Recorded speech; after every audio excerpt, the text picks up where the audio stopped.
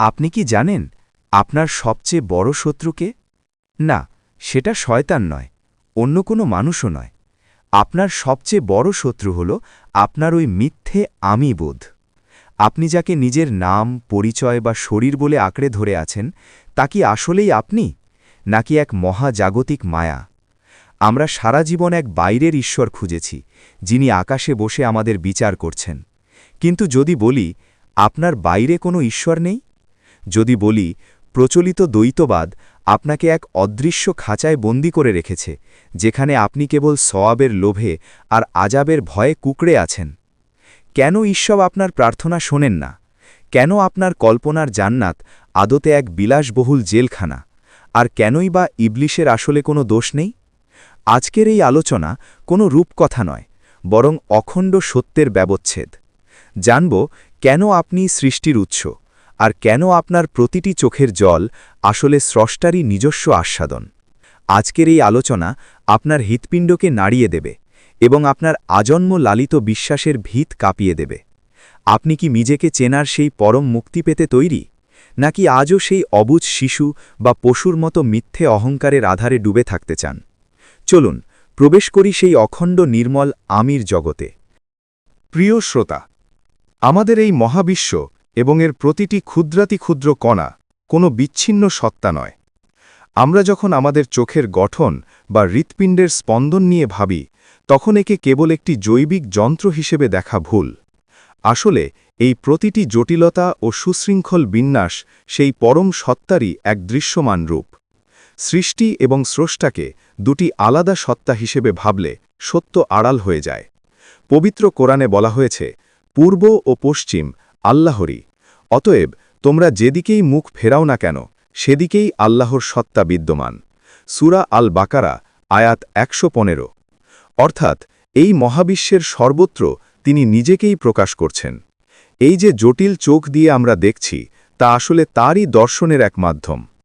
মানুষ মনে করে সে স্রষ্টা থেকে দূরে বা আলাদা কোনো অস্তিত্ব, কিন্তু সত্য হল তিনি আমাদের অস্তিত্বের গভীরতম মূল। কোরআনে এর স্পষ্ট ঘোষণা রয়েছে, আমি মানুষের ঘাড়ের শাহরগের চেয়েও অধিক নিকটবর্তী। সূরা কফ, আয়াত ১৬।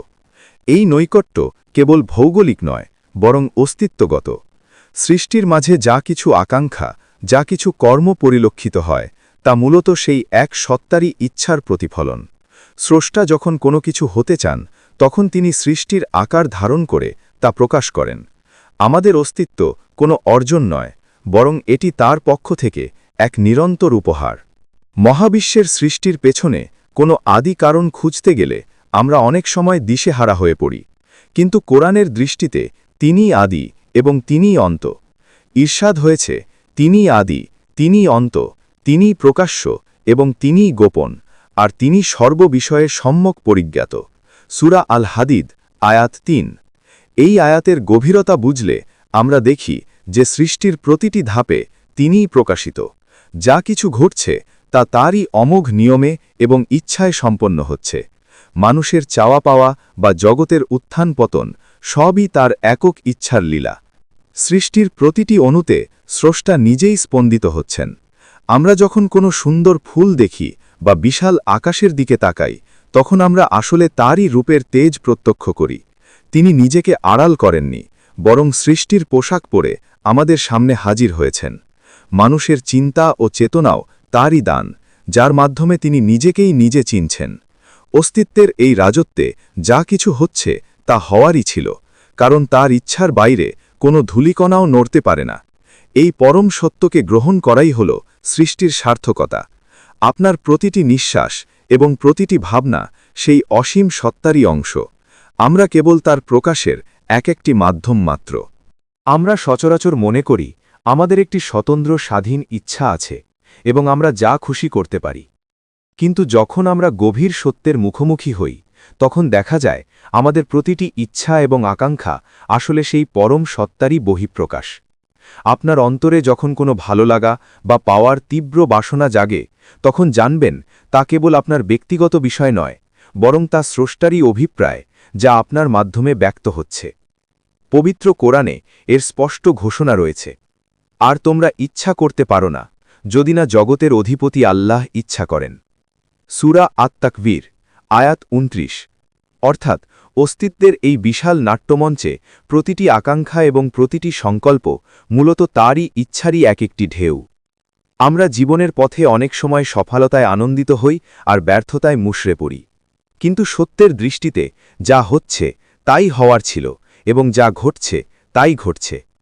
মহাবিশ্বের কোনো কিছুই আকস্মিক বা লক্ষ্যহীন নয়। আপনি যখন কোনো কাজ করেন তখন আপাত দৃষ্টিতে মনে হয় আপনিই কর্তা, কিন্তু সেই কার্যের গভীর মূলে তাকালে দেখা যায় চালিকা শক্তি হিসেবে কাজ করছেন স্বয়ং তিনি। কোরআনের এই অমূল্য বাণীটি লক্ষ্য করুন। আর তুমি যখন নিক্ষেপ করেছিলে তখন তুমি নিক্ষেপ করনি, বরং আল্লাহই নিক্ষেপ করেছিলেন। সূরা আল আনফাল আয়াত ১৭। এই আয়াতটি বুঝিয়ে দেয় যে স্রষ্টা ও সৃষ্টি এখানে এমনভাবে একাকার হয়ে আছেন যে আমাদের প্রতিটি ক্রিয়া মূলত তারই শক্তির প্রকাশ। আমাদের হাত, আমাদের মেধা এবং আমাদের কর্ম সবই তার অস্তিত্বের অংশ হিসেবে পরিচালিত হচ্ছে। সৃষ্টির প্রতিটি অণুতে এক নির্ধারিত শৃঙ্খলা কাজ করছে। যা কিছু ঘটে গেছে বা বর্তমানে যা কিছু ঘটছে তার সবই এক অমোঘ ও নিখুঁত পরিকল্পনার অংশ। কোরআনে বলা হয়েছে, নিশ্চয়ই আমি প্রত্যেকটি জিনিস সৃষ্টি করেছি এক নির্ধারিত পরিমাপে। সূরা আল কামার আয়াত ৪৯। এই মহাজাগতিক নিয়মে কোনো ভুল নেই, কোনো বিচ্যুতি নেই। মানুষ হিসেবে আমাদের অস্তিত্ব এবং আমাদের প্রতিটি নিঃশ্বাস তার পক্ষ থেকে এক নিরন্তর উপহার। আমাদের নিজস্ব কোনো ক্ষমতা নেই যা দিয়ে আমরা তার ইচ্ছার বাইরে এক চুলও নড়তে পারি। যা কিছু হচ্ছে তা হওয়ার ছিল বলেই হচ্ছে, এই উপলব্ধি মানুষকে এক পরম শান্তি দান করে। স্রষ্টা ও সৃষ্টির এই অভিন্ন দৃষ্টিভঙ্গি থেকে দেখলে বোঝা যায় যে মানুষের আলাদা কোনো আমিত্ব নেই। আপনি যা কিছু দেখছেন, যা কিছু করছেন, তা মূলত সেই অসীম সত্তারই খেলা। তিনি আপনার মাধ্যমে নিজেকেই আস্বাদন করছেন এবং তারই ইচ্ছার প্রতিফলন ঘটাচ্ছেন। আপনার অস্তিত্বের প্রতিটি মুহূর্ত তারই দান এবং তারই ইচ্ছার পূর্ণতা।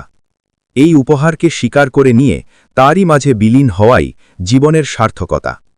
অস্তিত্বের এই মহাসমুদ্রে আপনি কেবল একটি ঢেউ মাত্র, যার প্রতিটি স্পন্দন সেই অসীম জলরাশিরই শক্তির বহিঃপ্রকাশ। সত্যের অনুসন্ধান যখন আমরা বাইরে করি তখন আমরা অনেক সময় বিভ্রান্ত হই, কিন্তু যখন আমরা আমাদের নিজেদের অন্তরের দিকে তাকাই তখন সেখানে সেই পরম সত্তারই এক উজ্জ্বল প্রতিফলন দেখতে পাই। অনেকে মনে করেন আধ্যাত্মিক অভিজ্ঞতা কেবল মস্তিষ্কের এক ধরনের রাসায়নিক খেলা, কিন্তু কোরআনের দৃষ্টিতে এই অভিজ্ঞতা হল নিজের ভেতরে স্রষ্টাকে চিনে নেওয়ার এক পরম মুহূর্ত। পবিত্র কোরআনে বলা হয়েছে, অচিরেই আমি তাদেরকে আমার নিদর্শনাবলী দেখাব বিশ্বজগতের প্রান্তসমূহে এবং তাদের নিজেদের মধ্যে, ফলে তাদের কাছে এটা স্পষ্ট হয়ে উঠবে যে তিনিই সত্য। সূরা ফুসসিলাত আয়াত ৫৩। অর্থাৎ বাইরের জগৎ এবং আপনার ভেতরের জগৎ উভয়ই তারই আত্মপ্রকাশের আয়না। আপনি যখন শান্ত মনে নিজের অস্তিত্ব নিয়ে ভাবেন তখন যে প্রশান্তি অনুভব করেন তা আসলে স্রষ্টারই সান্নিধ্য। নৈতিকতা বা ভালো মন্দের বোধ কোনো চাপিয়ে দেওয়া নিয়ম নয়। আমরা অনেক সময় ভাবি যে পরকালে শাস্তির ভয়ে বা পুরস্কারের আশায় আমাদের ভালো হতে হবে, কিন্তু এই দৃষ্টিভঙ্গিতে স্রষ্টা ও সৃষ্টিকে আলাদা করে দেখা হয়। যখন আমরা বিশ্বাস করি যে স্রষ্টা ও সৃষ্টি অভিন্ন, তখন নৈতিকতা হয়ে ওঠে আমাদের সহজাত স্বভাব, কারণ আমাদের ভেতরে সেই পরম সত্তারই নূর বা আলো বিদ্যমান। কোরআনে এর ইঙ্গিত দেওয়া হয়েছে এভাবে, অতঃপর আমি যখন তাকে সুষম করব এবং তাতে আমার রূহ বা প্রাণ শক্তি ফুঁকে দেব। সূরা সদ আয়াত ৭২। যেহেতু আমাদের অস্তিত্বের মূলে তারই রূহ বা প্রাণশক্তি রয়েছে, তাই দয়া, ভালোবাসা এবং সত্যের প্রতি অনুরাগ আমাদের প্রকৃত স্বভাব। ভালো কাজ করা কোনো বিনিময় পাওয়ার মাধ্যম নয়, বরং এটি আপনার ভেতরের ঐশ্বরিক গুণের স্বাভাবিক বহিঃপ্রকাশ। মানুষের স্বভাব বা ফিতরাত জন্মগতভাবেই সত্যের দিকে ঝুঁকে থাকে। কোনো শিশু যখন জন্ম নেয় সে কোনো নির্দিষ্ট মতবাদ নিয়ে আসে না, বরং সে আসে সেই আদি ও অকৃত্রিম সত্যের অংশ হিসেবে। কোরআনে বলা হয়েছে, তুমি একনিষ্ঠভাবে নিজেকে দ্বীনের ওপর প্রতিষ্ঠিত করো, আল্লাহর ফিতরাত বা স্বভাব যার ওপর তিনি মানুষ সৃষ্টি করেছেন। সূরা আর রুম আয়াত ৩০। এই ফিতরাত বা স্বভাবই আমাদের বলে দেয় কোনটি সুন্দর আর কোনটি অসুন্দর। সমাজ বা পরিবেশ আমাদের দৃষ্টিভঙ্গিতে পর্দা ফেলে দিতে পারে, কিন্তু আমাদের মূল সত্তা সব সময় সেই পরম সত্যেরই গুণ গেয়ে চলে। আপনার অস্তিত্বের এই উপহারটি এমন এক বিস্ময় যে এখানে আলাদা কোনো আমি নেই। আপনার ভালো কাজ, আপনার করুণা এবং আপনার প্রতিটি নিঃস্বার্থ চিন্তা আসলে স্রষ্টারই ইচ্ছার প্রতিফলন। তিনি আপনার মাধ্যমে নিজের করুণা ও মহিমা এই জগতে ছড়িয়ে দিচ্ছেন। যা কিছু ঘটছে তা তারই অমোঘ ইচ্ছার অংশ হিসেবে ঘটছে, এবং যা হওয়ার তাই হচ্ছে। জীবনের প্রতিটি মুহূর্তকে এই উপহার হিসেবে গ্রহণ করাই হল প্রকৃত প্রজ্ঞা। আপনি যখন অন্য কারো সেবা করেন বা সত্যের পথে চলেন, তখন আপনি আসলে আপনার ভেতরের সেই পরম সত্তারই সেবা করছেন। এই একাত্মবোধই হল জীবনের প্রকৃত সার্থকতা। জগতের প্রতিটি আনন্দ যেমন সেই পরম সত্তারই বহিঃপ্রকাশ, তেমনি আমরা যাকে দুঃখ বা কষ্ট বলে মনে করি তাও তারই অমোঘ ইচ্ছার এক অপরিহার্য অংশ। সৃষ্টি ও স্রষ্টাকে যখন আমরা একীভূত দৃষ্টিতে দেখি, তখন বোঝা যায় যে এই মহাবিশ্বে যা কিছু ঘটছে তা সে ভালো হোক বা মন্দ, সবই তারই পূর্ণতার বিভিন্ন দিক। পবিত্র কোরআনে বলা হয়েছে, প্রত্যেক প্রাণকে মৃত্যুর স্বাদ গ্রহণ করতে হবে, এবং আমি তোমাদেরকে মন্দ এবং ভালো দ্বারা পরীক্ষা করে থাকি, আর আমারই কাছে তোমরা প্রত্যাবর্তিত হবে। সূরা আল আম্বিয়া, আয়াত ৩৫। অর্থাৎ সুখ এবং দুঃখ আলাদা কোনো শক্তি নয়, বরং একই অসীম সত্তার বিপরীতধর্মী প্রকাশ, যার মাধ্যমে জীবনের পূর্ণতা সাধিত হয়। অনেকে প্রশ্ন করেন যে জগতে কেন এত হাহাকার বা দুর্যোগ। সত্য হল, আমাদের ক্ষুদ্র দৃষ্টিতে যা অমঙ্গল বা বিশৃঙ্খলা মনে হয়, মহাজাগতিক স্কেলে তা এক নিখুঁত ভারসাম্যের অংশ। স্রষ্টা নিজেই সৃষ্টির প্রতিটি ঘটনার মধ্য দিয়ে নিজেকে প্রবাহিত করছেন। যা হওয়ার ছিল তাই হচ্ছে, এবং যা কিছু ঘটছে তার সবকিছুই একটি মহা পরিকল্পনার ফল।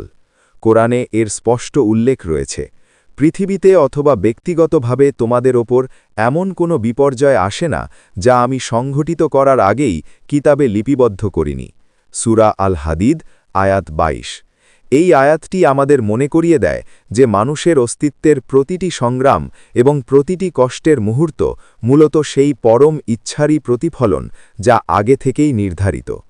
সৃষ্টির এই বিশাল আয়োজনে কোনো কিছুই অনর্থক নয়।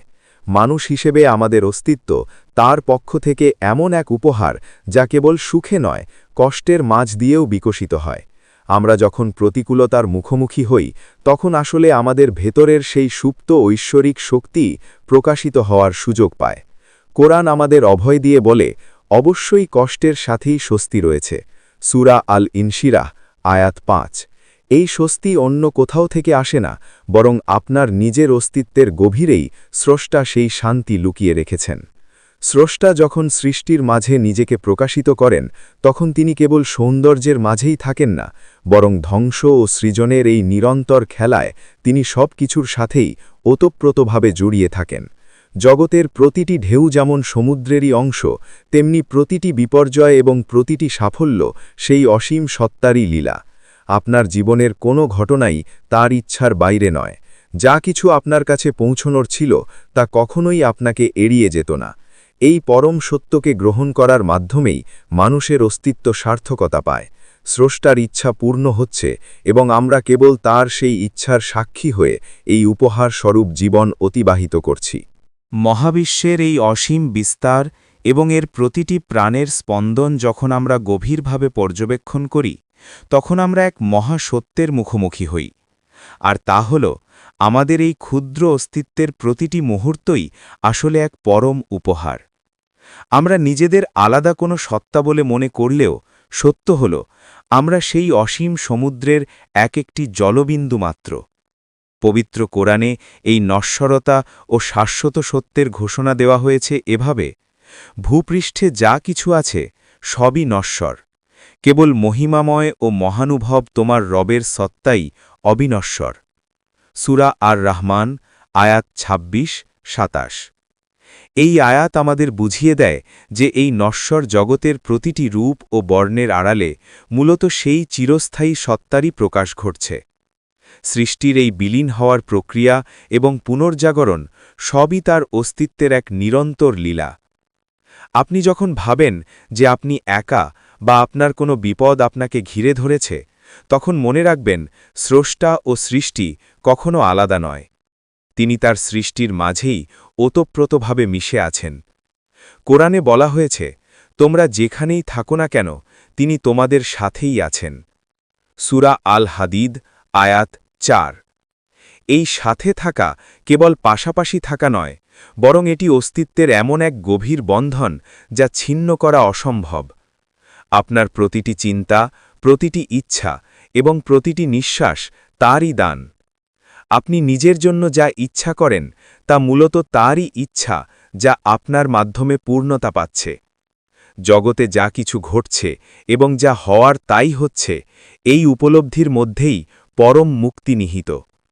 আপনার কোনো কিছু হারানোর ভয় নেই, কারণ যা কিছু আছে তা তারই উপহার, এবং যা চলে যায় তাও তারই অমোঘ ইচ্ছার অংশ।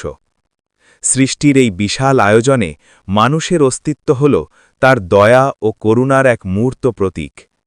কোরআনে ঈর্ষাদ হয়েছে, আর যদি তোমরা আল্লাহর নেয়ামত গণনা করো তবে তার সংখ্যা নির্ণয় করতে পারবে না। সূরা ইব্রাহিম আয়াত ৩৪। এই নেয়ামত বা উপহারের সবচেয়ে বড় নিদর্শন হল স্বয়ং আপনি। আপনার দেখার ক্ষমতা, শোনার ক্ষমতা এবং অনুভব করার চেতনা সবই সেই পরম সত্তারই আকাঙ্ক্ষার প্রতিফলন।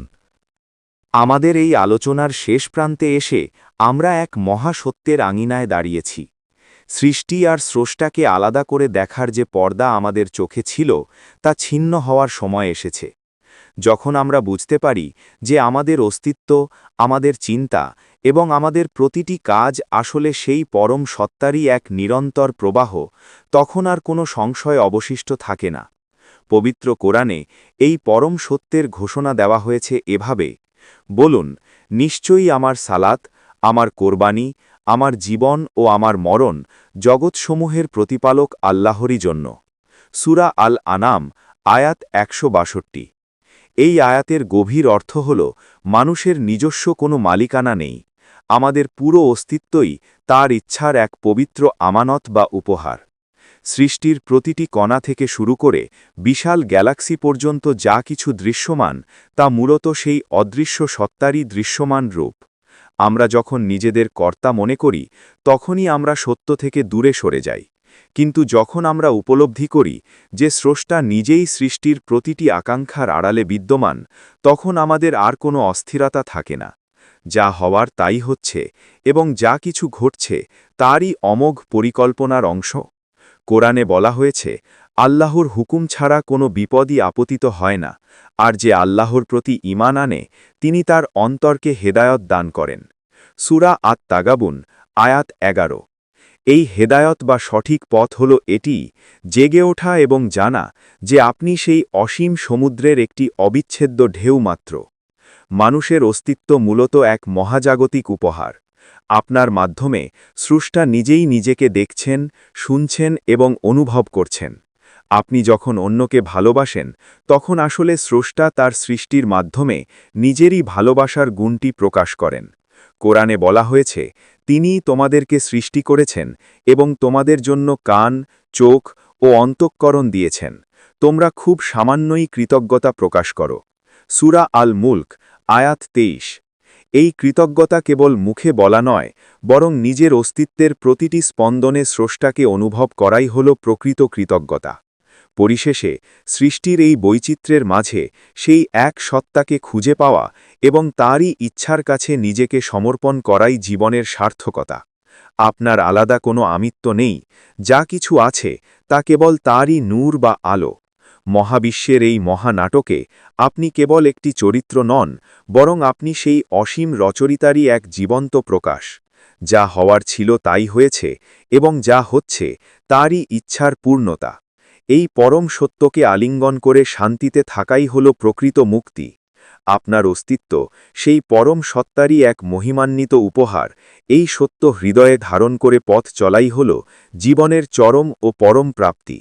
প্রিয় শ্রোতা, আপনি হয়তো ভাবছেন যে স্রষ্টার কথা বলা হচ্ছে তাকে কিভাবে সংজ্ঞায়িত করা যায় বা কোথায় তাকে খুঁজে পাওয়া যায়। আসলে স্রষ্টাকে খোঁজার জন্য আপনার বাইরে কোথাও যাওয়ার বা আকাশের দিকে তাকিয়ে থাকার প্রয়োজন নেই, কারণ স্রষ্টা এবং সৃষ্টি মূলত আলাদা কোনো সত্তা নয়। এই গভীর সত্যটি কয়েকটি সহজ দৃষ্টিভঙ্গি থেকে বোঝা যায়। স্রষ্টার সহজ সংজ্ঞা। স্রষ্টা কোনো নির্দিষ্ট আকার, স্থান বা সময়ে সীমাবদ্ধ কোনো ব্যক্তি বা বস্তু নন।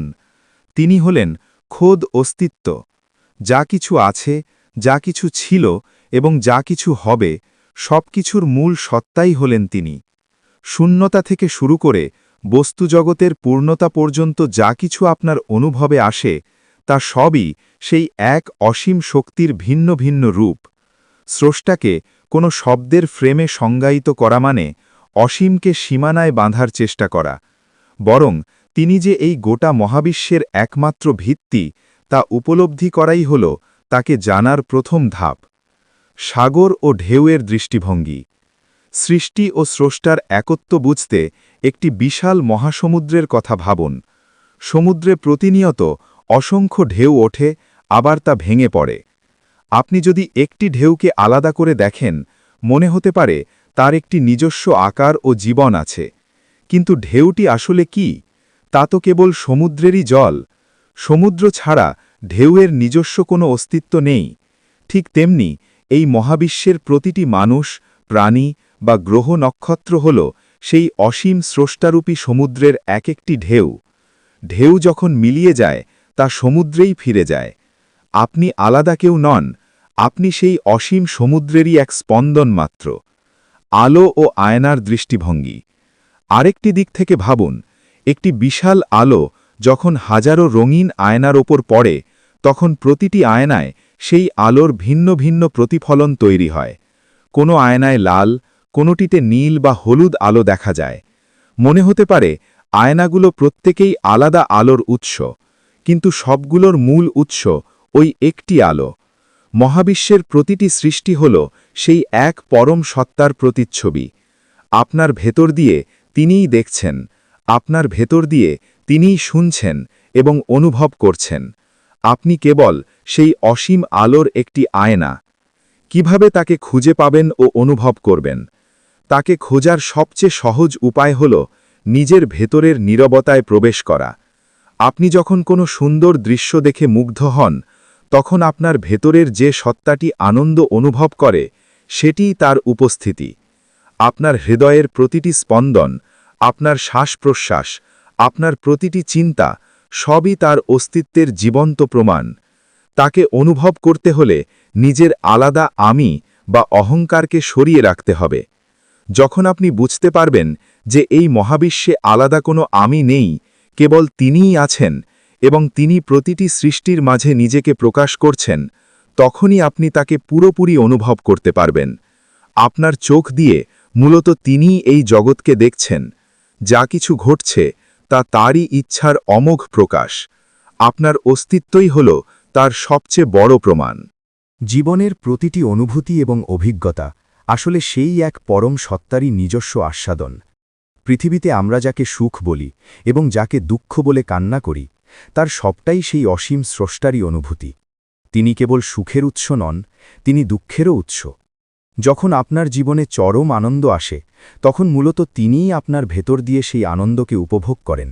আবার যখন গভীর দুঃখ বা কষ্টে আপনার হৃদয় ভেঙে যায়, তখন সেই যন্ত্রণার ভেতর দিয়েও তিনিই নিজেকে আস্বাদন করেন। সুখ এবং দুঃখ কোনো বিচ্ছিন্ন বা বিপরীত বিষয় নয়, এগুলো একই অসীম সত্তার ভিন্ন ভিন্ন প্রকাশ মাত্র। এই মহাবিশ্বে যত ধরনের অনুভূতি আছে, প্রেম, বিরহ, হাসি, কান্না, তৃপ্তি বা হাহাকার, সবকিছুই তারই নির্মিত এবং তারই অস্তিত্বের অংশ। তিনি নিজেকে জানার জন্য, নিজেকে অনুভব করার জন্যই এই অসংখ্য রূপ ধারণ করেছেন। আপনার প্রতিটি অনুভূতি আসলে তারই অনুভূতি। আপনি যখন কাঁদেন, তখন স্রষ্টা নিজেই আপনার অনুভূতির ভেতর দিয়ে সেই কান্নাকে অনুভব করেন। তিনি নিজেই স্রষ্টা, নিজেই সৃষ্টি এবং নিজেই সেই আস্বাদনের প্রক্রিয়া। এই দৃষ্টিভঙ্গি থেকে দেখলে আমাদের চারপাশের জগৎ এবং মানুষের প্রতি আমাদের আচরণ সম্পূর্ণ বদলে যায়।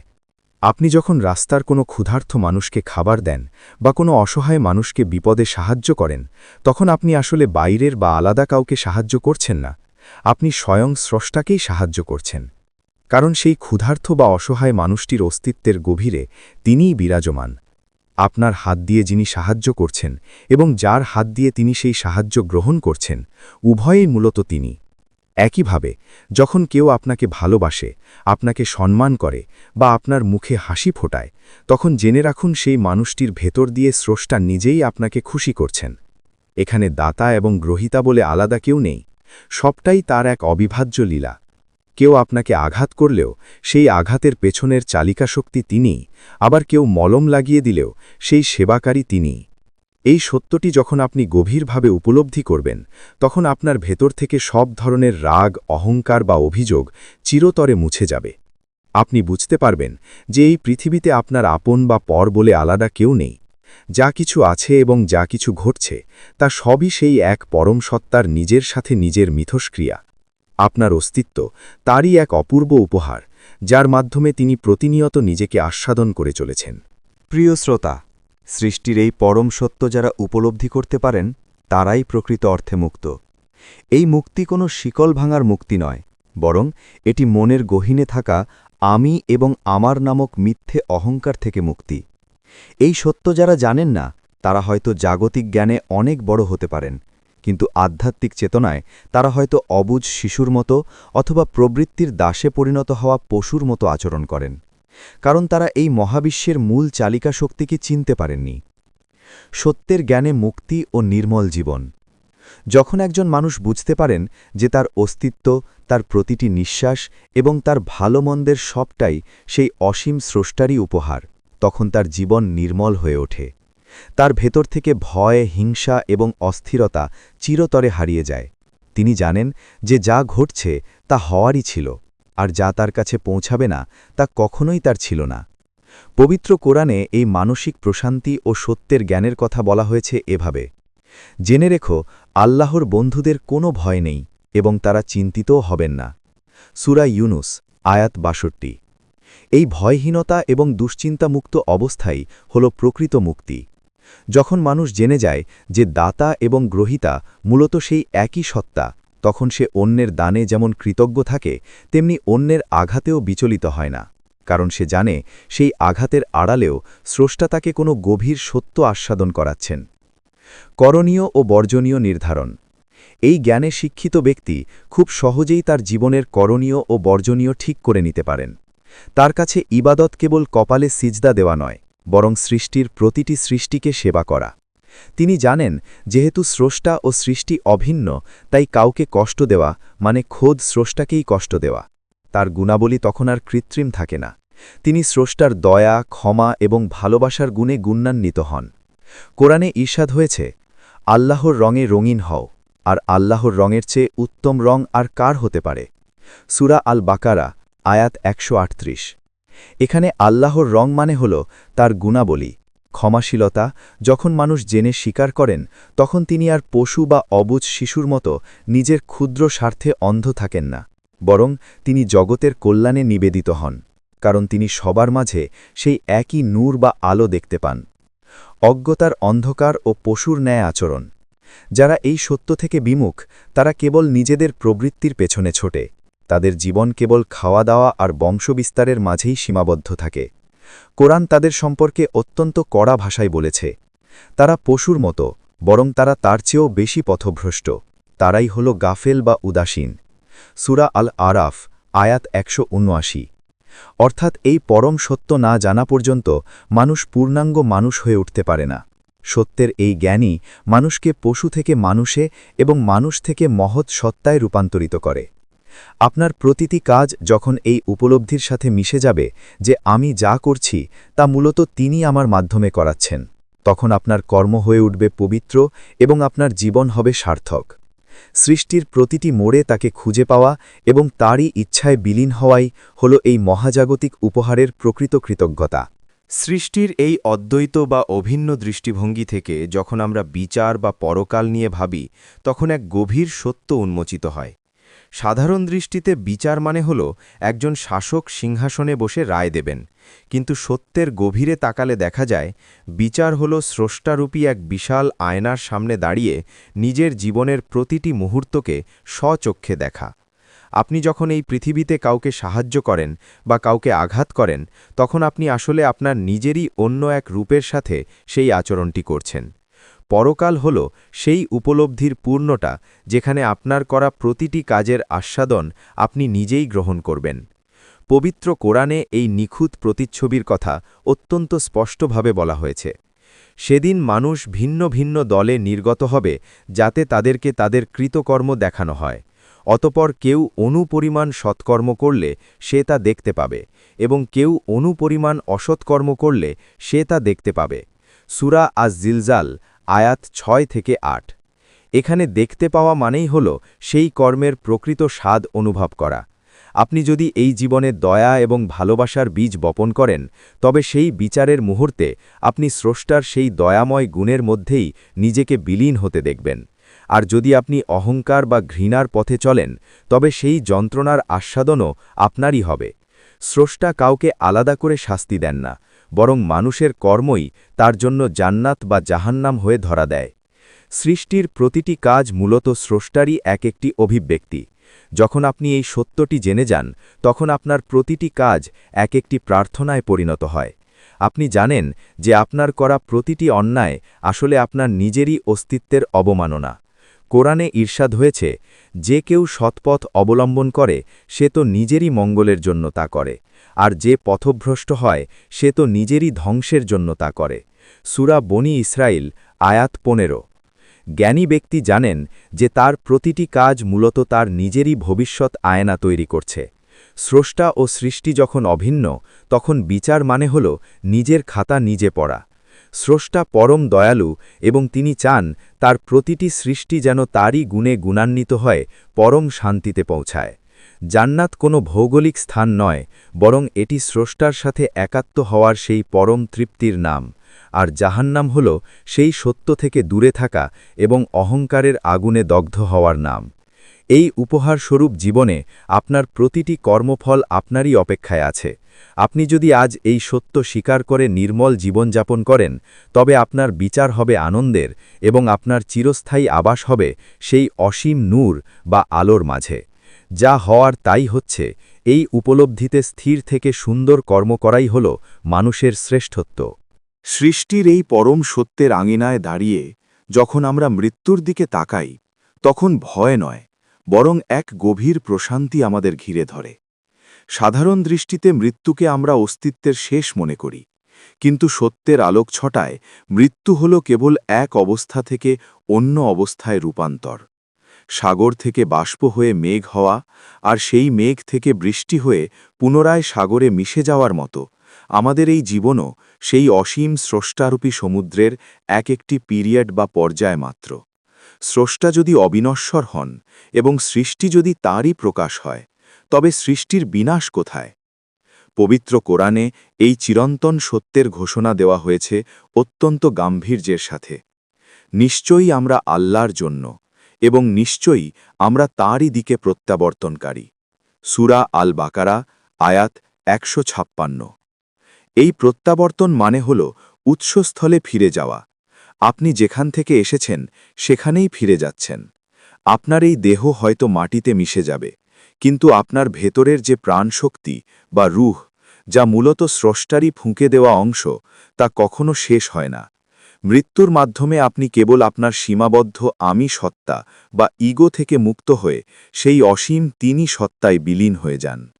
এই জীবন আপনার কাছে এক সাময়িক উপহার, আর মৃত্যু হল সেই উপহারদাতার সাথে পুনরায় মিলিত হওয়ার মাহেন্দ্রক্ষণ।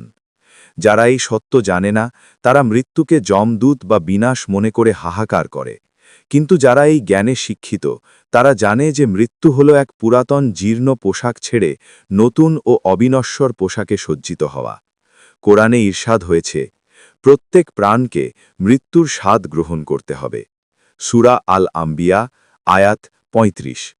লক্ষ্য করুন, এখানে স্বাদ গ্রহণ করার কথা বলা হয়েছে। স্বাদ কেবল সেই গ্রহণ করতে পারে যার অস্তিত্ব টিকে থাকে, অর্থাৎ মৃত্যু আপনাকে গ্রাস করে না, বরং আপনি মৃত্যুকে আস্বাদন করে এক উচ্চতর জীবনের স্তরে প্রবেশ করেন। স্রষ্টা ও সৃষ্টি যখন অভিন্ন, তখন মৃত্যু হল নিজের ক্ষুদ্র সীমানা ভেঙে অসীমের মাঝে নিজেকে খুঁজে পাওয়া। এই সত্য যারা স্বীকার করে তাদের জীবন নির্মল হয়। তারা জানে যে তাদের কোনো বিনাশ নেই, তাই তারা জাগতিক কোনো কিছু হারানোর ভয়ে কুঁকড়ে থাকে না। পশুর মতো কেবল টিকে থাকার লড়াই নয়, বরং তারা মুক্ত মানবের মতো মহাজাগতিক ছন্দে জীবন অতিবাহিত করে। যা হওয়ার তাই হচ্ছে, এবং মৃত্যুর মাধ্যমেও তারই ইচ্ছা পূর্ণ হচ্ছে। এই পরম সত্যকে আলিঙ্গন করাই হল প্রকৃত অমরত্ব। মানুষের জীবনে দুঃখের আগমন কেন হয় এবং এর থেকে মুক্তির উপায় কি, তা যখন আমরা সৃষ্টি ও স্রষ্টার অভিন্ন দৃষ্টিভঙ্গি থেকে দেখি, তখন এক গভীর সত্য উন্মোচিত হয়। দুঃখ আসলে কোনো বাইরের শত্রু নয়, বরং এটি আমাদের মনের এক বিশেষ অবস্থা যা সত্যকে আড়াল করার ফলে তৈরি হয়। দুঃখের মূল কারণ পৃথকত্বের ভ্রম। আমাদের সমস্ত দুঃখের প্রধান কারণ হল নিজেকে স্রষ্টা থেকে আলাদা একটি স্বাধীন সত্তা মনে করা। যখন আমরা মনে করি আমি আলাদা এবং আমার একটি নিজস্ব জগৎ আছে, তখনই আমরা ভয়, অভাব এবং আকাঙ্ক্ষার জালে জড়িয়ে পড়ি। এই পৃথকত্বের ভ্রম থেকেই জন্ম নেয় মোহ। আমরা যখন কোনো বস্তু, ব্যক্তি বা পরিস্থিতিকে চিরস্থায়ী মনে করে আঁকড়ে ধরি এবং তা হারিয়ে যাওয়ার ভয়ে আতঙ্কিত হই, তখনই দুঃখের সৃষ্টি হয়। পবিত্র কুরআনে এই মোহের জগৎ সম্পর্কে সতর্ক করা হয়েছে। পার্থিব জীবন তো কেবল ধোঁকার সামগ্রী বা মোহের বস্তু। সূরা আল ইমরান, আয়াত ১৮৫। আমরা যখন এই উপহারস্বরূপ জীবনের ক্ষণস্থায়ী বস্তুগুলোকে জীবনের একমাত্র লক্ষ্য বানিয়ে ফেলি, তখন সেই বস্তুগুলোর পরিবর্তন বা বিনাশ আমাদের হৃদয়ে যন্ত্রণার কারণ হয়ে দাঁড়ায়। পশুর মতো কেবল ইন্দ্রিয় সুখের পেছনে ছোটা এবং অবুঝ শিশুর মতো খেলনা হারানোর ভয়ে কাঁদা, এই অজ্ঞানতাই হল দুঃখের মূল উৎস। দুঃখের প্রতিকার সত্যকে স্বীকার করা এবং স্রষ্টার অমোঘ ইচ্ছার কাছে নিজেকে সমর্পণ করা। প্রতিকার নিহিত রয়েছে নিচের ৩টি গভীর উপলব্ধিতে। ১. মালিকানা বিসর্জন দেওয়া। যখন আপনি জানবেন যে আপনার জীবন, আপনার সম্পদ এবং আপনার আপনজন সবই সেই পরম সত্তার পক্ষ থেকে আসা সাময়িক উপহার, তখন হারানোর ভয় আর থাকবে না। আপনি কেবল একজন পাহারাদার বা আমানতদার। মালিক যখন তার জিনিস ফেরত নেন, তখন আমানতদারের দুঃখ পাওয়ার কিছু নেই। কোরআনে বলা হয়েছে, যাতে তোমরা যা হারিয়েছ তার জন্য দুঃখিত না হও এবং যা তিনি তোমাদের দিয়েছেন তার জন্য উল্লসিত না হও। সূরা আল হাদিদ, আয়াত ২৩। ২. যা হওয়ার তাই হচ্ছে, এই বিশ্বাসে স্থির থাকা। দুঃখ আসে তখন যখন আমরা বর্তমান পরিস্থিতিকে মেনে নিতে পারি না, কিন্তু স্রষ্টা ও সৃষ্টি যখন অভিন্ন, তখন জগতের প্রতিটি ঘটনা তারই ইচ্ছার প্রতিফলন। যা ঘটছে তা হওয়ারই ছিল। এই সত্যটি মেনে নিলে মনের সব অস্থিরতা শান্ত হয়ে যায়। প্রতিকার হল এটি জানা যে আপনার প্রতিটি দুঃখের আস্বাদন আসলে স্রষ্টা নিজেই আপনার ভেতর দিয়ে গ্রহণ করছেন এবং এর মাধ্যমে আপনাকে পূর্ণতার দিকে নিয়ে যাচ্ছেন। ৩. তার গুণে গুণান্বিত হওয়া। দুঃখ দূর করার একটি শক্তিশালী উপায় হল নিজের ক্ষুদ্র স্বার্থ ছেড়ে সৃষ্টির সেবায় নিয়োজিত হওয়া। আপনি যখন অন্যকে সাহায্য করেন, আপনি আসলে আপনার নিজেরই অন্য এক রূপকে বা খোদ স্রষ্টাকেই সাহায্য করছেন। এই পরার্থপরতা আপনার মনকে নির্মল করে এবং দুঃখের অন্ধকার দূর করে আনন্দের আলো ছড়িয়ে দেয়।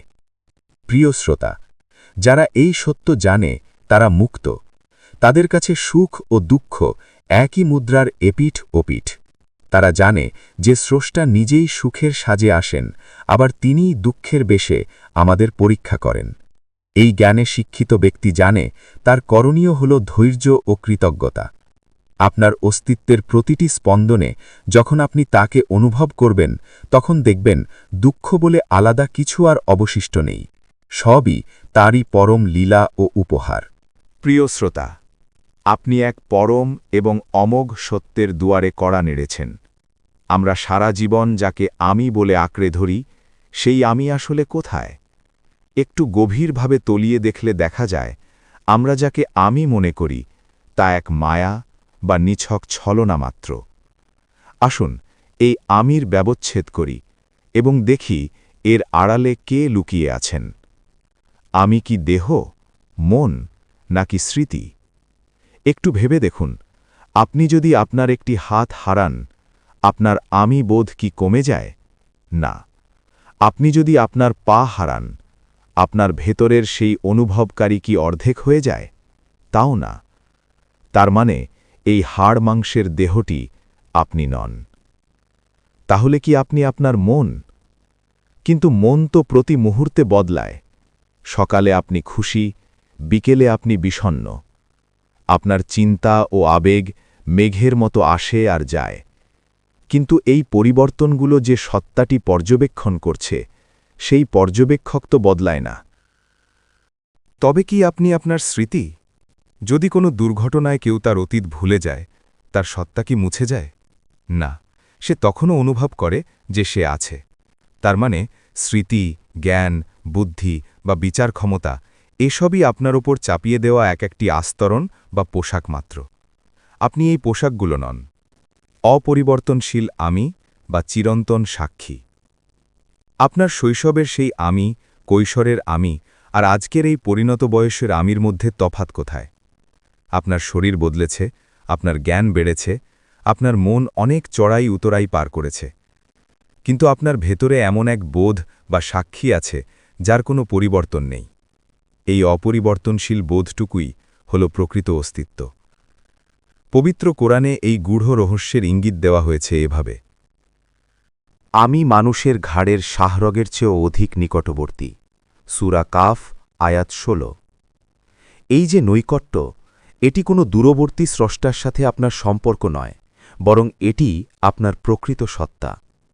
আপনি যখন এই আমি বোধের গভীরে ডুব দেবেন, তখন দেখবেন সেখানে আপনার নাম নেই, আপনার পদবি নেই, আপনার কোনো জাগতিক পরিচয় নেই। সেখানে কেবল এক বিশুদ্ধ অস্তিত্ব বা নূর বিরাজ করছে। এই আমি বোধটুকু আপনার ব্যক্তিগত সম্পত্তি নয়, এটি সেই পরম স্রষ্টারই এক বিন্দু প্রকাশ যা আপনার দেহের আধারে প্রতিফলিত হচ্ছে। সমুদ্রের একটি জলবিন্দু যদি নিজেকে সমুদ্র থেকে আলাদা ভেবে আমি বিন্দু বলে অহংকার করে, তবে সেটিই মায়া। কিন্তু বিন্দুটি যখন বুঝতে পারে যে তার ভেতরে থাকা জল আর সমুদ্রের জল অভিন্ন, তখনই সে মুক্ত। আপনি যখন বলেন আমি আছি, এই আছি শব্দটিই হল স্রষ্টার গুণ, কারণ পরম সত্যের সংজ্ঞাই হল অস্তিত্ব। আপনার এই আমিত্ব আসলে সেই অসীম সত্তারই একটি ছায়া। এই ছায়াকেই আমরা ভুল করে আসল মানুষ মনে করি। যখন এই ভ্রম কেটে যায়, যখন মন ও জ্ঞানের পর্দা সরে যায়, তখন মানুষ বুঝতে পারে আসলে আমি বলে কিছু নেই, যা আছে তা কেবল তিনি। পবিত্র কোরআনের সেই অমোঘ ঘোষণাটি শ্রবণ করুন: তিনিই আদি, তিনিই অন্ত, তিনিই প্রকাশ্য এবং তিনিই গোপন। সূরা আল হাদিদ, আয়াত ৩। অর্থাৎ আপনার ভেতরের সেই গোপন আমি বোধটি আসলে তারই প্রকাশ। যারা এই সত্য জানে তারা মুক্ত। তারা জানে যে তাদের জয়, পরাজয়, লাভ, ক্ষতি বা জন্মমৃত্যু সবই সেই অসীম সমুদ্রের ঢেউ মাত্র। এই জ্ঞানে শিক্ষিত ব্যক্তি পশুর মতো প্রবৃত্তির গোলামি করে না বা শিশুর মতো খেলনা নিয়ে মেতে থাকে না। সে স্রষ্টার গুণে গুণান্বিত হয়, কারণ সে জানে তার নিজের বলে কিছু নেই, সবই সেই অসীমের দান। এই পরম সমর্পণই হল জীবনের শ্রেষ্ঠ উপহার। যখন আপনার আমি হারিয়ে যাবে, তখনই আপনি প্রকৃত নিজেকে বা তাঁকে খুঁজে পাবেন। অহংকার, সত্য দর্শনের অন্তরায় ও মিথ্যে আমির দেয়াল। প্রিয় শ্রোতা, আমরা এতক্ষণ যে অদ্বৈত সত্তা বা একত্বের কথা বললাম, তাকে দেখার পথে সবচেয়ে বড় বাধা হল মানুষের অহংকার। অহংকার কেবল গর্ব বা দম্ভ নয়। আধ্যাত্মিক দৃষ্টিতে অহংকার হল নিজেকে স্রষ্টা থেকে আলাদা একটি স্বতন্ত্র কর্তা মনে করা। যখন আপনি বলেন আমি করেছি, আমার ক্ষমতা বা আমার সম্পদ, তখন আপনি অজান্তেই স্রষ্টা ও আপনার মাঝে একটি মিথ্যে দেয়াল তুলে দেন। এই দেয়ালটিই আপনার দিব্য দৃষ্টিকে আড়াল করে রাখে। অহংকার কিভাবে দৃষ্টিকে আড়াল করে? কল্পনা করুন, একটি স্বচ্ছ আয়নার ওপর যদি এক স্তর ঘন ধুলো জমে যায়, তবে কি সেই আয়নায় সূর্যের প্রতিফলন দেখা যাবে? অবশ্যই না, আমাদের আত্মা বা কলব হল সেই আয়না, আর অহংকার হল সেই ধুলো। যখন আমাদের ভেতরে আমি বোধ তীব্র হয়, তখন আমরা জগতের সবকিছুর কৃতিত্ব নিজের ওপর নিতে চাই। ফলে সেই অসীম সত্তার আলো আমাদের হৃদয়ে পৌঁছতে পারে না। আমরা তখন কেবল নিজেদের ক্ষুদ্র স্বার্থ, চাহিদা আর আকাঙ্ক্ষা নিয়ে মত্ত থাকি। এই অবস্থায় মানুষ সত্য জানা সত্ত্বেও তা গ্রহণ করতে পারে না, যাকে বলা হয় অন্তরের অন্ধত্ব। পবিত্র কোরআনে এই অহংকার সম্পর্কে কঠোর সতর্কবার্তা দেওয়া হয়েছে। আমি আমার নিদর্শনাবলী থেকে তাদেরই বিমুখ করে রাখব যারা পৃথিবীতে অন্যায়ভাবে অহংকার করে। সূরা আল আরাফ, আয়াত ১৪৬। অর্থাৎ অহংকার মানুষকে সত্যের জগৎ থেকে নির্বাসিত করে। যারা মনে করে তারা নিজেরাই সবকিছুর নিয়ন্ত্রক, তারা আসলে একটি মুড়িচিকার পেছনে ছুটছে। তারা স্রষ্টার অমোঘ ইচ্ছা বা উপহার চিনতে পারে না। আমি বনাম তিনি, দাসের প্রকৃত স্বরূপ। প্রকৃত জ্ঞানে শিক্ষিত ব্যক্তি জানেন যে তার হাত দিয়ে যা কিছু হচ্ছে, তার মস্তিষ্ক দিয়ে যা কিছু উদ্ভাবিত হচ্ছে, তার কোনোটিই তার নিজস্ব নয়। তিনি কেবল একটি মাধ্যম। যখন আপনি নিজেকে মালিক মনে না করে স্রষ্টার দাস বা মাধ্যম হিসেবে দেখেন, তখনই আপনার অহংকার ধুয়ে মুছে যায়। দাসত্ব মানে এখানে কোনো হীনতা নয়, বরং এটি হল পরম মুক্তি। কারণ দাসের কোনো নিজস্ব বোঝা নেই, সব বোঝা তার মালিকের। কোরআনে ইরশাদ হয়েছে, আর রহমানের বান্দা তারাই যারা পৃথিবীতে নম্রভাবে চলাফেরা করে। সূরা আল ফুরকান, আয়াত ৬৩। এই নম্রতা আসে তখন যখন আপনি সবার মাঝে সেই একই নূর বা আলো দেখতে পান। আপনি যখন বুঝতে পারেন যে রাস্তার ধূলিকণা থেকে শুরু করে আকাশের নক্ষত্র সবই সেই একই অস্তিত্বের প্রকাশ, তখন আপনি কার উপর অহংকার করবেন? নিজেকে বড় ভাবার আর কোনো অবকাশ থাকে না। পশুর প্রবৃত্তি ও মানুষের উত্তরণ। যারা এই অহংকারের জালে আটকা পড়ে থাকে, তারা পশুর ন্যায় কেবল নিজের আধিপত্য বিস্তারে ব্যস্ত থাকে। পশুর যেমন কোনো নৈতিক বোধ নেই, কেবল পেশি শক্তির দাপট আছে, অহংকারী মানুষের অবস্থাও তেমন। তারা সত্যকে অস্বীকার করে নিজেদের ক্ষুদ্র গণ্ডিতে বন্দী থাকে। কিন্তু যখনই এই মিথ্যে আমি সত্তার বিলোপ ঘটে, তখনই জীবন নির্মল হয়। মানুষ তখন তারই গুণে গুণান্বিত হয়। অসীম ক্ষমা, ধৈর্য এবং দয়া তার স্বভাবে মিশে যায়। প্রিয় শ্রোতা, আপনার করণীয় হল প্রতিনিয়ত নিজের ভেতরের এই আমিকে চেনা এবং তাকে স্রষ্টার অসীম ইচ্ছায় বিলীন করে দেওয়া। যখন আপনি বলবেন, হে প্রভু, যা হচ্ছে তা তোমারই ইচ্ছায় এবং যা আমি করছি তা তোমারই শক্তিতে, তখনই আপনার দৃষ্টির সামনের পর্দা সরে যাবে। আপনি তখন প্রতিটি ধূলিকণায় তাকেই হাসতে দেখবেন। প্রিয় শ্রোতা, আমরা আজ এমন এক সত্যের মুখোমুখি দাঁড়িয়েছি যা আপনার জীবনের সমস্ত সমীকরণ বদলে দেবে। আমরা সচরাচর যাকে আমি বলি, সেই আমি আসলে এক অখণ্ড, নির্মল এবং অবিনশ্বর সত্তা। এই নির্মল আমি বা চৈতন্য হল মহাবিশ্বের সবকিছুর পরম দ্রষ্টা এবং অনুভবকারী। আসুন এই গভীর সত্যটিকে কয়েকটি সহজ স্তরে অনুভব করি। ১. দ্রষ্টা ও দৃশ্যের চিরন্তন দূরত্ব। আপনি কি কখনো ভেবে দেখেছেন, আপনি যদি নিজেই দুঃখ হতেন, তবে কি আপনি দুঃখকে অনুভব করতে পারতেন? একটি রং কি নিজেকে নিজে দেখতে পায়? না। দেখার জন্য বা অনুভব করার জন্য দ্রষ্টাকে সেই দৃশ্য থেকে আলাদা হতে হয়। আপনি দুঃখকে অনুভব করছেন মানেই হল আপনি দুঃখ নন, আপনি সেই দুঃখের সাক্ষী বা দ্রষ্টা। এই নির্মল আমি বা অখণ্ড সত্তা হল এক স্বচ্ছ আয়নার মতো। আয়নার সামনে আগুনের দৃশ্য থাকলে আয়না পুড়ে যায় না, আবার বরফের দৃশ্য থাকলে আয়না জমে যায় না। ঠিক তেমনি আপনার জীবনের সুখ আসুক বা দুঃখ, আপনার ভেতরের সেই পরম দ্রষ্টাকে জগতের কোনো কিছুই স্পর্শ করতে পারে না। ভয়, ক্ষয়, লোভ বা মৃত্যু এসবই হল দৃশ্যের পরিবর্তন, কিন্তু যিনি দেখছেন তার কোনো পরিবর্তন নেই। তিনি চির অপরিবর্তনশীল এবং নিত্য। ২. অখণ্ড সত্তা ও প্রকাশের প্রয়োজনীয়তা। এখন প্রশ্ন জাগতে পারে, তবে কেন এই সৃষ্টির আয়োজন? কেন এই সুখ দুঃখের খেলা? সত্য হল, একটি অখণ্ড এবং অদ্বৈত সত্তা নিজেকে নিজে অনুভব করতে পারে না। যেমন একটি চোখ নিজেকে নিজে দেখতে পায় না যতক্ষণ না সামনে কোনো আয়না থাকে, আলো নিজেকে নিজে বুঝতে পারে না যতক্ষণ না সেখানে কোনো অন্ধকার বা বস্তু থাকে যা আলোকে প্রতিফলিত করবে। সেই অখণ্ড পরম সত্তা নিজেকে আস্বাদন করার জন্য, নিজেকে অনুভব করার জন্য নিজেকে অসংখ্য রূপে বিভক্ত ও প্রকাশিত করেছেন। এই মহাবিশ্ব, এই প্রকৃতি এবং আপনি, আমরা সবাই সেই অসীম সত্তার নিজেকে দেখার এক একটি আয়না বা মাধ্যম। পবিত্র কুরআনে এই গূঢ় রহস্যের ইঙ্গিত পাওয়া যায়। তিনি আদি, তিনি অন্ত, তিনি প্রকাশ্য এবং তিনি গোপন, এবং তিনি সর্ববিষয়ে সম্যক পরিজ্ঞাত। সূরা আল হাদিদ আয়াত ৩। অর্থাৎ তিনি গোপনে অখণ্ড রূপে ছিলেন, এখন তিনি প্রকাশ্য হয়েছেন। আমরা তার সেই প্রকাশের এক একটি উপহার মাত্র। আমাদের মাধ্যমে তিনি তার নিজেরই মহিমা, দয়া, প্রেম এবং এমনকি বিরহকেও আস্বাদন করছেন। ৩. সুখ দুঃখের আস্বাদন ও নিরাসক্তি। আমাদের জীবনের প্রতিটি অনুভূতি মূলত তারই ইচ্ছার প্রতিফলন।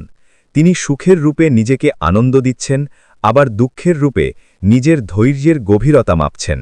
কিন্তু মনে রাখবেন, এই অখণ্ড আমি যেমন সুখের দ্রষ্টা, তেমনি দুঃখেরও দ্রষ্টা, কিন্তু তিনি এর কোনোটির সাথেই সম্পৃক্ত নন। সমুদ্রের তলদেশ যেমন শান্ত থাকে, অথচ উপরে ঢেউয়ের তাণ্ডব চলে, আপনার ভেতরের সেই আমি বা স্রষ্টা সত্তা তেমনই স্থির। কোরআনে বলা হয়েছে, আল্লাহর নূর আকাশমণ্ডলী ও পৃথিবীর জ্যোতি।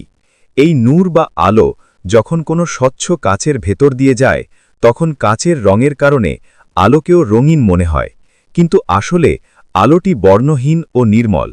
যারা এ সত্য জানে তারা মুক্ত। তারা জানে যে তাদের জাগতিক পরিচয় কেবল একটি ভূমিকা মাত্র। ৪. পশুর জীবন বনাম মুক্ত জীবন। যারা এই সত্য জানে না, তারা দুঃখের সাথে নিজেকে একীভূত করে ফেলে এবং যন্ত্রণায় দগ্ধ হয়। তারা অবুঝ শিশু বা পশুর মতো কেবল বাইরের আঘাত প্রতিঘাত নিয়েই ব্যস্ত থাকে। কিন্তু যে ব্যক্তি এই জ্ঞানে শিক্ষিত, সে জেনে যায় তার করণীয় ও বর্জনীয়। সে জানে যে সে হারাবার কিছু নেই, কারণ সে নিজেই সেই অসীম সত্তার অংশ। তখন ওই ব্যক্তি স্রষ্টার গুণেই গুণান্বিত হয়। তার মাঝে আসে অসীম ক্ষমা, প্রশান্তি এবং নির্ভীকতা। প্রিয় শ্রোতা, আপনি যখন জানবেন যে আপনি কোনো নশ্বর দেহ নন, বরং সেই অখণ্ড নির্মল দ্রষ্টা, তখনই আপনার জীবন হবে নির্মল। আপনার জীবনের প্রতিটি মুহূর্ত হবে সেই পরম সত্তার এক একটি উপহার। আপনি কেবল তার ইচ্ছার সাক্ষী হয়ে এই জগৎকে আস্বাদন করে যান। যখন আমরা বুঝতে পারি যে আমাদের ভেতরের সেই অখণ্ড আমি বা পরম সত্তা জগতের কোনো কিছু দ্বারাই স্পর্শিত হয় না, তখন আমাদের প্রতিদিনের কর্মজীবন এক নতুন রূপ লাভ করে। সাধারণ মানুষ কর্ম করে ফলের আশায়, পাওয়ার লোভে বা হারানোর ভয়ে। কিন্তু যে ব্যক্তি এই পরম সত্য জেনে গেছেন, তার কাছে প্রতিটি কাজই হয়ে ওঠে সেই অসীম সত্তার এক একটি উপহার। ১. কর্মের মাঝে নিরাসক্তি, পদ্মপাতার জলের মতো। আপনি যখন জানেন যে আপনি এই দেহের হাড় মাংস নন, বরং সেই অটল দ্রষ্টা, তখন আপনার কর্মে এক অদ্ভুত ধীরতা ও প্রশান্তি আসে। আপনি কাজ করেন, কিন্তু কাজের ফলাফল আপনাকে শিকল দিয়ে বাঁধে না। অনেকটা পদ্মপাতার ওপরের জলের মতো। জল সেখানে থাকে, কিন্তু পাতাকে ভেজাতে পারে না।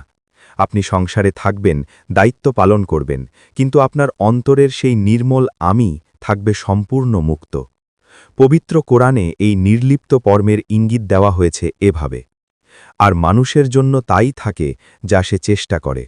সূরা আন-নাজম আয়াত ৩৯। কিন্তু এই চেষ্টার পেছনে যখন আমি করছি এই অহংকার থাকে না, বরং তিনি করাচ্ছেন এই সমর্পণ থাকে, তখনই কর্ম হয়ে ওঠে পবিত্র। আপনি তখন ফলের আশায় অস্থির হন না, কারণ আপনি জানেন যা হওয়ার তাই হচ্ছে এবং যা ঘটার তাই ঘটছে। ২. স্রষ্টার গুণে গুণান্বিত হওয়া। কর্মই যখন ইবাদত। এই জ্ঞানে শিক্ষিত ব্যক্তি যখন কাউকে সাহায্য করেন, তখন তিনি জানেন যে তিনি আসলে নিজেরই অন্য এক রূপকে বা খোদ স্রষ্টাকেই সেবা করছেন।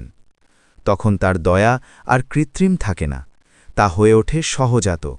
স্রষ্টা যেমন প্রতিদান না চেয়েই সূর্যকে আলো দিতে বলেন বা মেঘকে বৃষ্টি ঝরাতে বলেন, সত্যদ্রষ্টা মানুষটিও তেমনি কোনো প্রতিদান ছাড়াই জগতের কল্যাণ করে যান।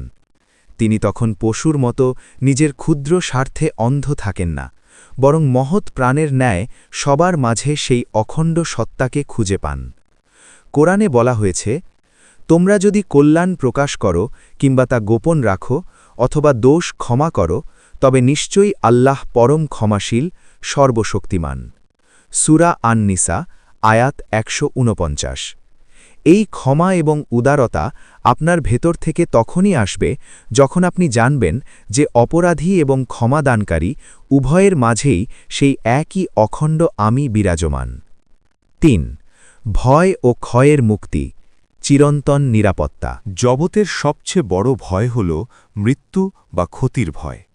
কিন্তু আপনি যদি সেই অবিনশ্বর দ্রষ্টা হন তবে আপনার ক্ষয় কোথায়?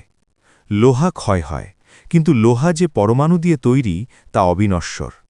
আপনার দেহ ও মন পরিবর্তনশীল, অনিত্য, কিন্তু আপনার ভেতরের সেই অনুভবকারী নিত্য। এই সত্যটি স্বীকার করলেই জীবন নির্মল হয়।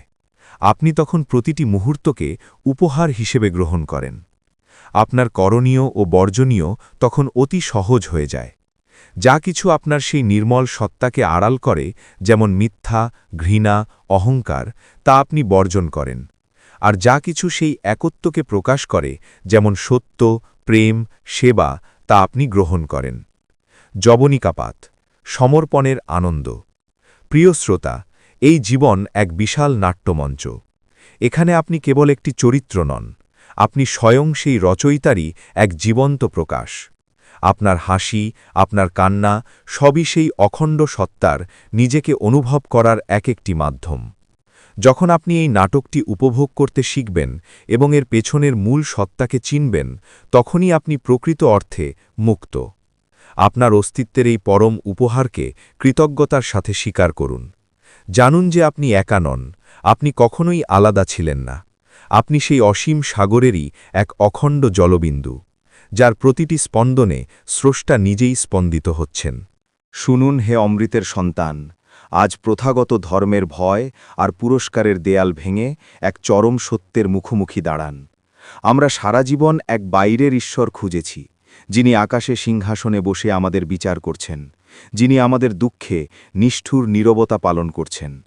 কিন্তু আজ বুক ফেটে এই সত্যটি গ্রহণ করুন, আপনার বাইরে কোনো ঈশ্বর নেই, আপনার অন্তরেই সেই অখণ্ড সত্তার স্পন্দন। আপনি কি ভাবেন আপনি একা? আপনি কি ভাবেন আপনি অসহায়? ভুল। আপনি যদি স্রষ্টা থেকে আলাদা কেউ হতেন, তবেই আপনি অসহায় হতেন। কিন্তু সত্য হল, যিনি সৃষ্টির উৎস, তিনিই আপনার এই আমি বোধের ছদ্মনামে আপনার ভেতরে বসে আছেন। আসুন এই দৃষ্টিভঙ্গিকে সরাসরি কিছু তীক্ষ্ণ প্রশ্নে বিদ্ধ করি। ১. আপনি কার কাছে অভিযোগ করবেন? আমরা সারা জীবন স্রষ্টাকে দোষ দিয়েছি। কেন আমাকে এই দুঃখ দিলে? কেন পৃথিবীতে এত যুদ্ধ? কিন্তু একবার ভেবে দেখুন, স্রষ্টা ও সৃষ্টি যদি অভিন্ন হয়, তবে তিনি কাকে দুঃখ দিচ্ছেন? তিনি নিজেই নিজের বিধানে আবদ্ধ হয়ে আপনার চোখের জল হয়ে ঝরছেন। তিনিই সেই খুনি যে তরবারি চালাচ্ছে, আবার তিনিই সেই নিরপরাধ যে রক্ত ঝরাচ্ছে। তিনি নিজেই নিজের সাথে এই মহাজাগতিক খেলা খেলছেন। এখানে ঈশ্বরকে দায়ী করার কোনো বিকল্প নেই, কারণ দ্বিতীয় কোনো সত্তা এখানে নেই। আপনি যদি খারাপ কাজ করেন, তবে আপনি আসলে নিজেরই অন্য একটি রূপকে আঘাত করছেন, আর সেই অনুশোচনার আগুনে দগ্ধ হওয়া ছাড়া আপনার আর কোনো গতি নেই। দ্বৈতবাদের গোলামি বনাম অদ্বৈতের মুক্তি। প্রচলিত ধর্ম আপনাকে শিখিয়েছে আপনি এক নগণ্য দাস আর তিনি এক কঠোর মালিক। সেখানে আপনি সারা জীবন জান্নাতের লোভে আর জাহান্নামের ভয়ে কুঁকড়ে থাকেন। সেখানে আপনার নৈতিকতা হল হুকুম পালন করা। কিন্তু এই অদ্বৈত পথে কোনো ভয় নেই। এখানে আপনি দাসের মতো হুকুম মানেন না, বরং নিজের স্বরূপ চিনে স্রষ্টার গুণেই গুণান্বিত হন। আপনি যখন কাউকে সাহায্য করেন, তখন আপনি কোনো স্বভাবের আশায় তা করেন না। আপনি করেন কারণ আপনি জানেন যাকে সাহায্য করছেন সে আসলে আপনি। নিজের ক্ষতি কি কেউ নিজে করতে পারে? নাস্তিকতার কোনো স্থান এখানে নেই। নাস্তিকরা বলে ঈশ্বর নেই। তারা ঠিকই বলে, কারণ তারা যে ঈশ্বরকে খুঁজছে তেমন কোনো ঈশ্বর আসলে নেই। কিন্তু আপনি যদি অস্তিত্ব হন, তবে ঈশ্বরও আছেন, কারণ ঈশ্বর মানেই হল পরম অস্তিত্ব। আপনি কি আপনার নিজের অস্তিত্বকে অস্বীকার করতে পারবেন? পারবেন না। তাই এখানে নাস্তিকতার সমস্ত প্রশ্নই অপ্রাসঙ্গিক। জন্ম ও মৃত্যুর প্রহসন। আপনি কি মৃত্যুকে ভয় পান? কার মৃত্যু হবে? যিনি চিরন্তন, যিনি অখণ্ড, তার কি মৃত্যু সম্ভব? মৃত্যু কেবল একটি রূপের পরিবর্তন মাত্র। তিনিই শিশুরূপে জন্ম নিচ্ছেন, তিনিই বৃদ্ধরূপে বিদায় নিচ্ছেন। আপনি যে পোশাকটি আজ পরে আছেন সেটিই হয়তো কাল বদলে যাবে, কিন্তু আপনি বা সেই অখণ্ড আমি চিরকাল ছিলেন, আছেন এবং থাকবেন। শুনুন হে শ্রোতা, যারা এই সত্য জানে তারা মুক্ত, আর যারা জানে না তারা হয় পশুর মতো প্রবৃত্তির গোলাম, না হয় অবুঝ শিশুর মতো মিথ্যে মায়ায় বন্দী। এই জ্ঞান যখন আপনার হৃদয়ে গেঁথে যাবে তখন আপনার জীবন হবে নির্মল, আপনার প্রতিটি কাজ হবে এক একটি উৎসব। আপনি জানবেন আপনি কোনো নশ্বর দেহ নন, আপনি সেই অসীম সাগরেরই এক উত্তাল ঢেউ। আপনার হাত দিয়ে যা হচ্ছে তা তাঁরই কাজ, আপনার চোখ দিয়ে যা দেখা হচ্ছে তা তাঁরই দর্শন। এই পরম সত্য স্বীকার করে নেওয়ার সাহস কি আপনার আছে, নাকি আপনি আজও সেই ভয় আর পুরস্কারের খাঁচায় বন্দী থাকতে চান?